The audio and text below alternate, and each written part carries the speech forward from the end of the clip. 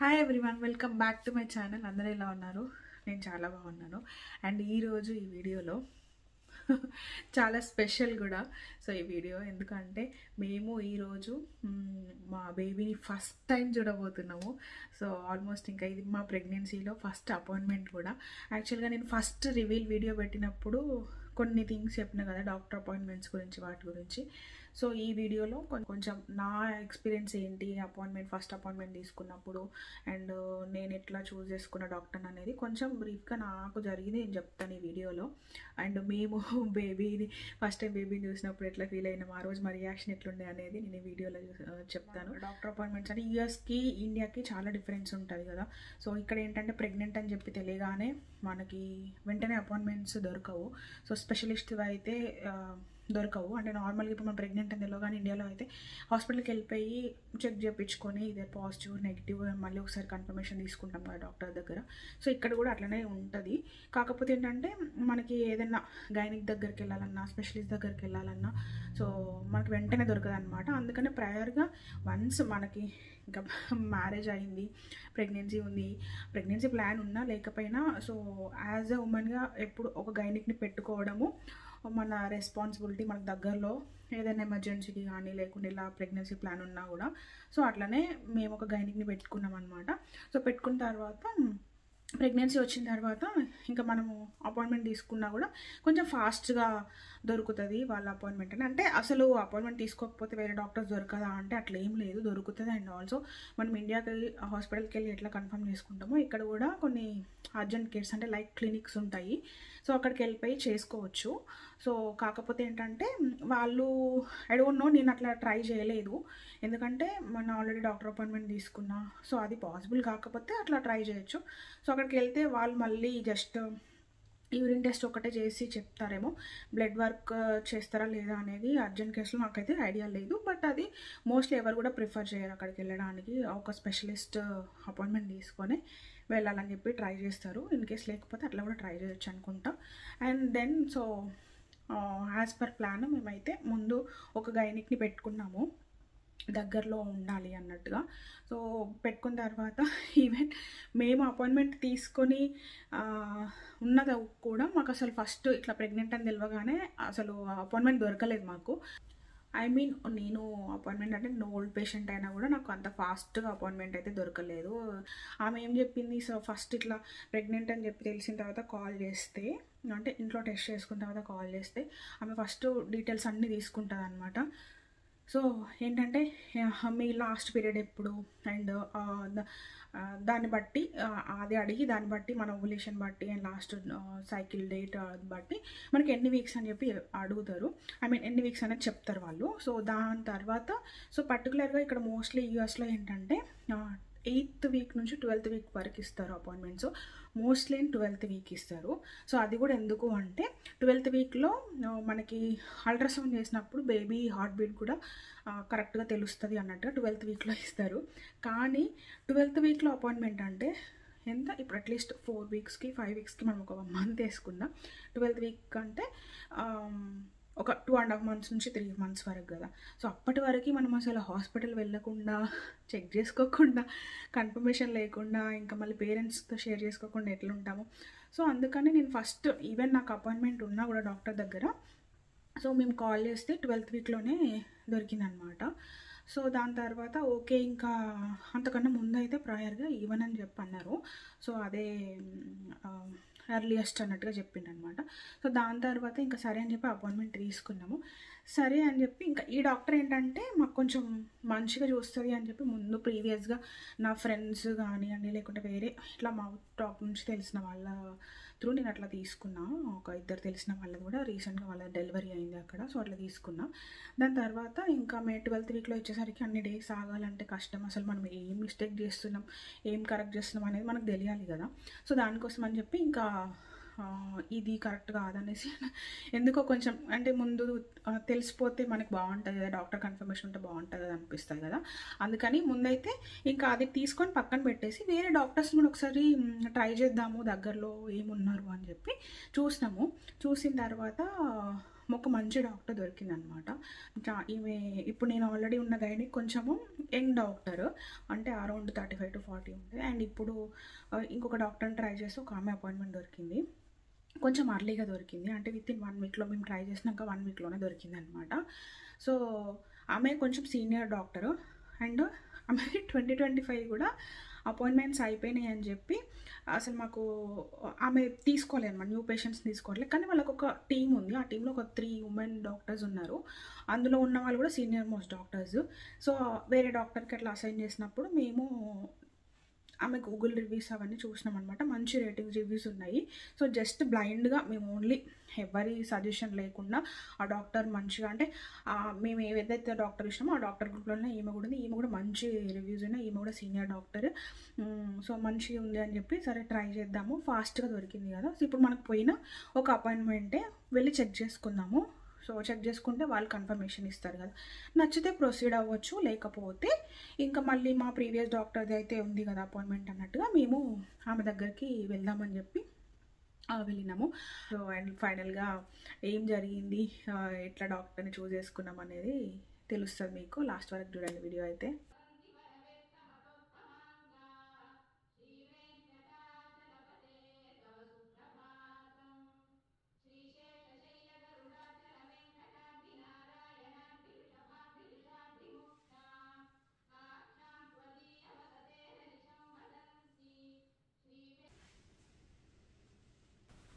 ఈరోజు మేము ఫస్ట్ అల్ట్రాసౌండ్కి వెళ్తున్నాము. ఫస్ట్ అల్ట్రాసౌండే కాదు, మేము కన్సీవ్ అయినాము అని చెప్పి తెలిసిన తర్వాత వెళ్తున్న ఫస్ట్ అపాయింట్మెంట్ కూడా ఆల్మోస్ట్ 7th వీక్లో దొరికింది.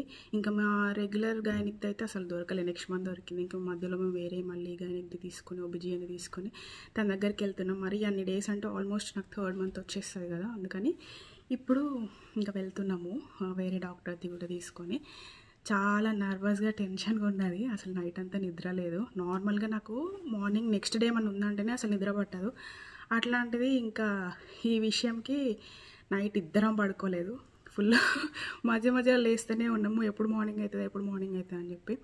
నార్మల్గా మాకేంటంటే ఇంకా బేబీ అన్న వర్డ్ వింటేనే బాగా ఎమోషనల్ అయిపోతున్నాను నేను. ఇంకా కెమెరా ముందు బాగా కంట్రోల్ చేసుకుంటున్నా కానీ బాగా ఎమోషనల్ అయిపోతున్నాము. అది ఈరోజు ఇంకా ఫస్ట్ అల్ట్రాసౌండ్లో దీంట్లో బేబీ హార్ట్ బీట్ కూడా మేము వినబోతున్నాము. బేబీ ఎట్లుంది, బేబీ హార్ట్ బీట్ ఎట్లుంది, ఇవన్నీ కూడా ఈరోజు అల్ట్రాసౌండ్లో తెలుస్తుంది అనమాట. సో ఎంత ఎగ్జైటెడ్గా ఉన్నామో అంత భయంగా కూడా ఉన్నది. ఫస్ట్ టైం కదా హార్ట్ బీట్ విన్నప్పుడు ఇంకా నేను నార్మల్గానే ఎమోషనల్ అయిపోతున్నా, ఇంకా అప్పుడు ఎట్లుంటుందో నా సిచ్యువేషన్ తెలియదు. సో ఇంక ఈరోజు అయితే ఇప్పుడు వెళ్తున్నాము, స్టార్ట్ అవుతున్నాము. చలో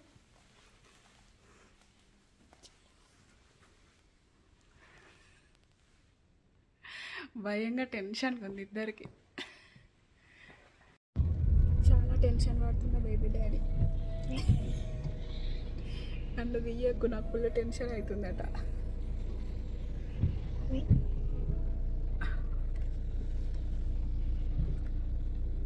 ఫుల్ వర్షం పడుతుంది ఈరోజు, మార్నింగ్ నుంచి ఈవినింగ్ వరకు ఉంది కదా ఈరోజు. ఫుల్ వర్షం ఉంది ఈరోజు.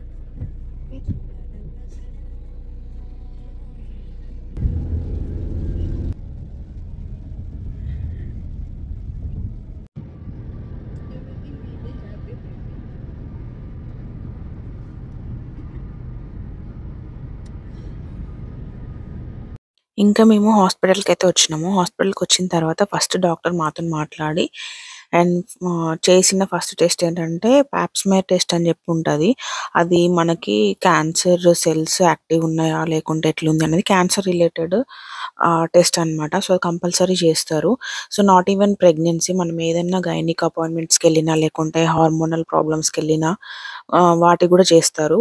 సో అది కంపల్సరీ కూడా చేయించుకోవాలి, డాక్టర్ అడుగుతారు. అని అడగకపోయినా మనకు కూడా ఒకసారి చేసేసి ఉన్నది అంటే 3 years వరకు కూడా మళ్ళీ అవసరం ఉండదు అంట. కాకపోతే దానికి ఎగ్జాక్ట్ రిపోర్ట్స్ అనేది మళ్ళీ మనం డాక్టర్కి సబ్మిట్ చేయాలి, మీరు ప్రీవియస్గా చేసుకుంటే. లేకపోతే ఇంకా వాళ్ళ దగ్గర ప్రూఫ్ ఉండదు కాబట్టి ఆబ్వియస్లీ మళ్ళీ చేస్తారు. సో నేను ఇంతకుముందు PCOS గురించి చేయించుకున్నా. సో సో అప్పుడు కానీ అదేం రిపోర్ట్స్ లేవు కాబట్టి మాకు సబ్మిట్ చేయడానికి ప్రస్తుతానికి ఇంకా నేను మళ్ళీ చేయాల్సి వచ్చింది. సో మళ్ళీ చేసిండ్రు. ఇంకా డాక్టర్ అంతా చెకప్ చేసి టెస్ట్ శాంపిల్ తీసుకున్న తర్వాత అల్ట్రాసౌండ్కి తీసుకెళ్ళిండ్రు. అల్ట్రాసౌండ్ కూడా మాకు సేమ్ అదే హాస్పిటల్లో అల్ట్రాసౌండ్ ఉంటుంది అండ్ డాక్టర్ అపాయింట్మెంట్స్ కూడా ఉంటాయి. కొందరికి డిఫరెంట్గా ల్యాబ్స్లో అపాయింట్మెంట్స్ తీసుకోవాల్సి వస్తుంది. బట్ మాకైతే సేమ్ ప్లేస్లో ఉంది. ఒకవేళ మీకు ఈ టెస్ట్ తెలియకపోతే ఒకసారి గూగుల్ చేయండి, తెలుస్తుంది. అంటే ఎట్లా చేస్తారు ఏంటి అనేది. నార్మల్గా అంటే మనకి వజినల్ నుంచి కొంచెం శాంపిల్ తీసుకొని ఆ టెస్ట్ చేస్తారనమాట. సో ఆ టెస్ట్ క్లియర్ ఉంటేనే ఇంకా మంచిది. సో అది క్యాన్సర్ రిలేటెడ్ కాబట్టి సో అందుకని మస్ట్ అండ్ షుడ్గా చేస్తారు. ఇంక ఇక్కడ మాకు స్కానింగ్ చేసేది కూడా అంటే అల్ట్రాసౌండ్ చేసేది కూడా డాక్టర్ కాదు, రేడియాలజీ డిపార్ట్మెంట్ నుంచి ఆమె స్పెషలిస్ట్ చేస్తుంది. సో ఈమె చేసిన తర్వాత నెక్స్ట్ డాక్టర్ దగ్గరకు తీసుకెళ్తే ఆమె అనలైజ్ చేసి చెప్తుంది అనమాట. ఈమె కూడా అన్ని ఎక్స్ప్లెయిన్ చేస్తుంది బేబీ ఎట్లుంది ఏంటి అని చెప్పి. ఇంకా మనకి ఈ స్కాన్లో కూడా మనకి ఎన్ని వీక్స్ అనేది ఆమె చెప్తుంది అనమాట, తెలుస్తుంది. సో ఎగ్జాక్ట్గా వీక్స్ అండ్ డేస్తో పాటు చెప్తారనమాట.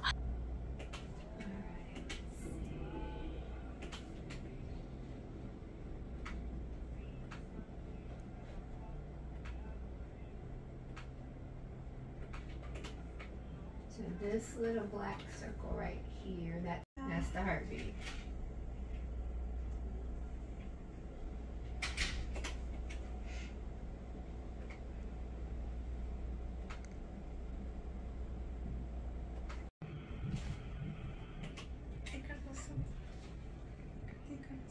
Just tiny right now. ఇంక ఇప్పుడు మా బేబీ అయితే చాలా టైనీ ఉందన్నమాట. సో ఫస్ట్ 6 వీక్స్లోనే కదా ఒక చిన్న ఆవగింజ అంతా స్టార్ట్ అయ్యి డ్రై గ్రేప్ ఉంటుంది కదా అంటే ఎండు ద్రాక్ష అంతా, సో ఆ సైజులో ఉంది. అంత చిన్న బేబీ అనేసి అనిపిస్తుంది. అంటే మనకి ఇంకా ఇవన్నీ ఫస్ట్ టైం ప్రెగ్నెన్సీ కాబట్టి కొంచెం షాకింగ్గా ఆశ్చర్యంగానే అనిపిస్తాయి మనకి ఇవన్నీ చూసినప్పుడు కూడా.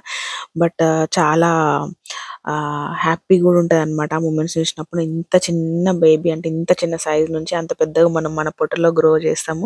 ఇట్లాంటివి చూసినప్పుడు అనిపిస్తుంది నేచర్ ఎంత బ్యూటిఫుల్ అని కదా. సో ఇంకా అయితే మాకు ఇక్కడ అల్ట్రాసౌండ్ చేసిన తర్వాత కొన్ని బ్యూటిఫుల్ కొన్ని క్యాప్చర్ అయినవి తీసేసి మనకి ఇట్లాంటి ఫొటోస్ ఇస్తారు, స్కాన్ ఫొటోస్. సో ఇంకా అవన్నీ అయిపోయిన తర్వాత మాకు urine test and blood test కూడా అయింది. బ్లడ్ టెస్ట్ ఏంటంటే బ్లడ్ టెస్ట్ త్రూ కూడా కన్ఫర్మ్ చేస్తారు ప్రెగ్నెన్సీ. అండ్ ఆల్సో కొన్ని కరియర్ టెస్ట్లు అంటే మదర్కి సంబంధించిన టెస్ట్లు కూడా చేస్తారు. సో వాటి కోసం అని చెప్పి ఇక్కడ ఇంకా బ్లడ్ తీసుకుంటుంది ఆమె. అయిపోయిందా? టెన్షన్ పోయిందా? టెన్షన్ ఇప్పుడైతే చేసినావు ఎంత ముందు సౌండ్ పెట్టినా.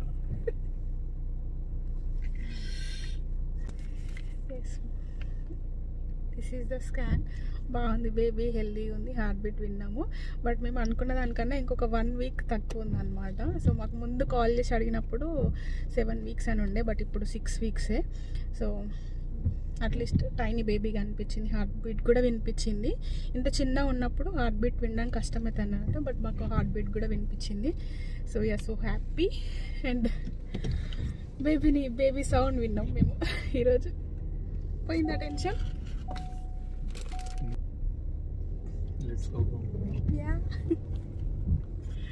సో ఫైనలీ చాలా టెన్షన్తో వచ్చినాము. వచ్చేటప్పుడు చాలా క్వశ్చన్స్ ఉండే, ఫైనలీ మొత్తానికైతే క్లియర్ చేసుకొని.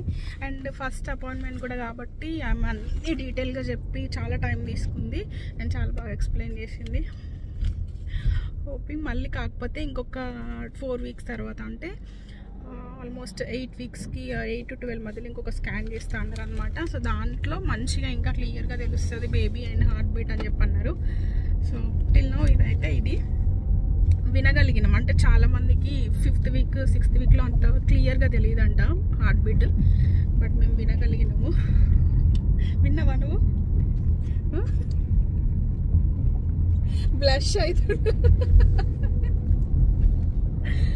ఓకే, సో ఇంకా ఈరోజు మేము మా ఇంట్లో వాళ్ళకి చెప్పాలి అనుకుంటున్నాము, ఈరోజు రేపు.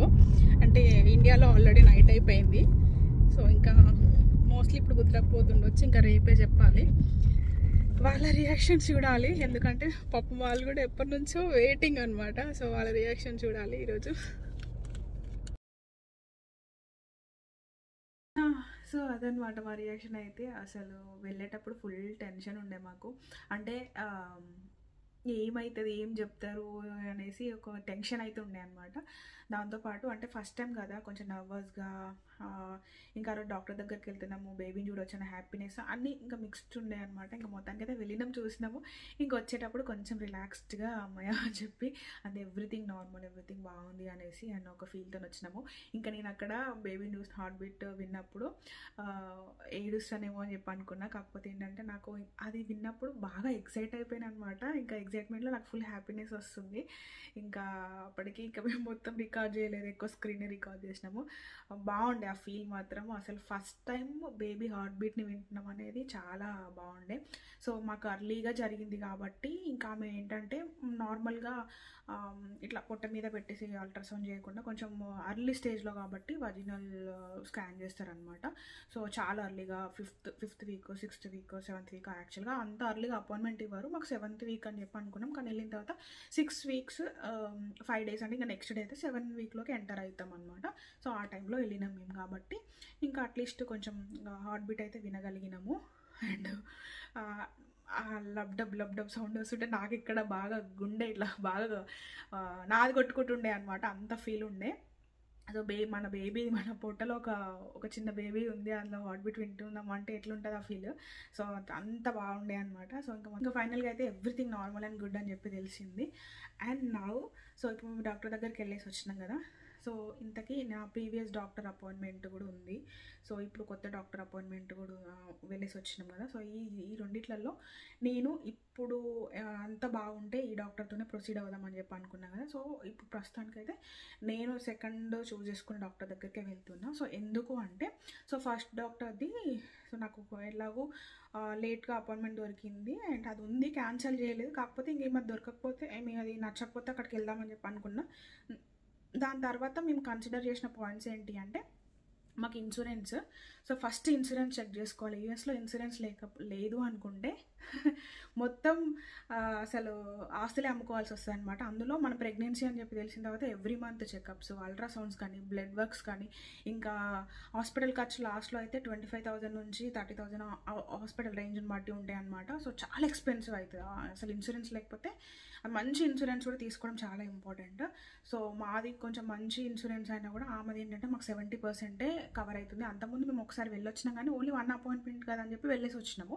సో ఇన్సూరెన్స్ ఆమె 70% అవుతుంది. ఇప్పుడు మేము వెళ్తున్న డాక్టర్ది 80% కవర్ అవుతుంది అనమాట. అదొకటి రీజన్.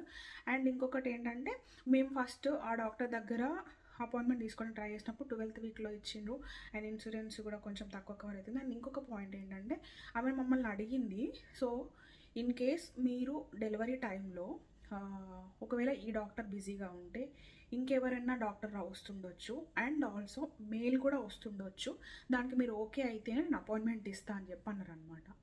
అనుకున్నాం మేము. ఆ ప్రాసెస్కి వాళ్ళు లీగల్గా మీరు ఫస్ట్ అపాయింట్మెంట్కి వచ్చినప్పుడు సైన్ కూడా చేయాలని చెప్పి అన్నారు. సో ఆమె ఒక 50% వచ్చినా ఇంకో 50% అయితే ఛాన్స్ ఉండవచ్చు వేరే డాక్టర్ రావడానికి అన్నట్టుగా. మాకు అది నాకు నచ్చలేదు. అంటే మనం ఫస్ట్ ఒక డాక్టర్ని చూస్ చేసుకొని వెళ్తున్నప్పుడు అదే డాక్టర్ మన డెలివరీ టైంలో కూడా ఉండాలని చెప్పి అనుకుంటాం కదా. అట్లా కాకుండా వేరే వాళ్ళు వస్తారు అన్నప్పుడు అందులో నేను డాక్టర్ ఈజ్ డాక్టర్, మేల్ ఆ ఫీమేల్ అనట్లే, కానీ కొంచెం కంఫర్ట్నెస్ అనేది ఉంటుంది. సో డిస్కంఫర్ట్ ఉంటుంది.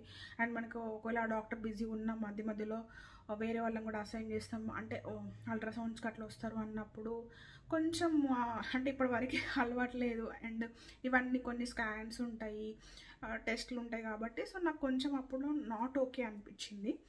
ఈ 2 పాయింట్స్ కోసము ఇంకా మేము ఆ డాక్టర్ ఇంకా వేరే రీజన్స్ ఏం లేవు కానీ ఇన్సూరెన్స్ మేజర్ రీజన్ అండ్ ఇది ఒక్కటి కూడా ఎవరైనా వస్తుండొచ్చు అని చెప్పి అంటే ఇంకా ఓకే ఆమె బిజీగా ఉంటుందేమో, మేబీ వస్తే రావచ్చు ఏమో అన్నట్టుగా మేము ఈ 2 మేజర్ రీజన్స్ అనమాట. అండ్ ఈ మేల్ డాక్టర్ కూడా మేజర్ రీజన్గా తీసుకోలేదు కానీ ఇన్సూరెన్స్ ఒకటి మేజర్ రీజన్గా తీసుకున్నాము. దెన్ ఈ డాక్టర్ దగ్గరకు వచ్చిన తర్వాత మా టీంలో 3 ఫీమేల్ డాక్టర్సే ఉన్నారు. అండ్ ఆల్సో మాకు ఇన్సూరెన్స్ కూడా ఇంకొంచెం ఎక్కువ కవర్ అవుతుంది. ఈ మధ్య 80% అట్లా 85% వరకు అట్లా కవర్ అవుతుంది అనమాట. అండ్ మేము ఇప్పుడు ఈ డాక్టర్ దగ్గరికి వెళ్ళేసి వచ్చినాం కదా. వెళ్ళొచ్చిన తర్వాత ఈమె ఫస్ట్ అపాయింట్మెంట్లో చాలా మంచిగా ఒక 30-40 minutes కూర్చొని మాతో స్పెండ్ చేసి ఎవ్రీథింగ్ ఎక్స్ప్లెయిన్ చేసి అసలు అంత టైంలో అంటే మంచి సీనియర్ డాక్టర్ కదా, అంత టైంలో అసలు ఫేస్ మీద ఎక్కడ స్మైల్ తగ్గకుండా ఎంటైర్ ప్రాసెస్లో మాతో చాలా మంచిగా కన్వర్జేషన్ అయిందనమాట. సో నాకు అది బాగా నచ్చింది ఆ డాక్టర్ దగ్గర. అండ్ తన ఎక్స్పీరియన్స్కి తగ్గట్టుగా మంచిగా ట్రీట్ చేసింది, మంచిగా ఎక్స్ప్లెయిన్ చేసింది. సో మాకు అది బెటర్ అనిపించింది అనమాట. అంటే ఒక డాక్టర్ పేషెంట్ కమ్యూనికేషన్ అనేది చాలా ఇంపార్టెంట్ కదా. సో అది ఈ టైంలో చాలా మంచిగా అనిపించింది. సో ఈ రీజన్స్కి అయితే నేను ఈ డాక్టర్ని చూస్ చేసుకున్నా. అండ్ ఇప్పుడు ప్రొసీడ్ అవుతున్నా కూడా ఈ డాక్టర్తోనే. మా ప్రీవియస్గా అంత ప్లాన్ చేసి బుక్ చేసుకున్న డాక్టర్ కూడా కాకుండా ఈ ప్రస్తుతానికైతే ఈమె కూడా బాగుంది అని చెప్పి ఇంక ఈమెతోనే ప్రొసీడ్ అవుతున్నాం. సో అది డాక్టర్ ఇన్ఫర్మేషన్ నాకు. అండ్ ఇక్కడున్న కొన్ని థింగ్స్ నేను ఫస్ట్ అపాయింట్మెంట్స్లో కన్సిడర్ చేసినవి.